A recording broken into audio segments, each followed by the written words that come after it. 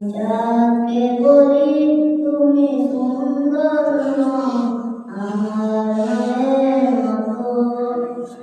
গোলাপকে বলি তুমি মিষ্টি নও, আমার মায়ের মতো। হীরা নাকি সবচেয়ে দামি, সারাক্ষণ করে জ্বলময়, তাহার সে অধিক দামি আমার মায়ের আঁচল। আমি যাকে বলি তুমি সুন্দর নও, আমার মায়ের মতো।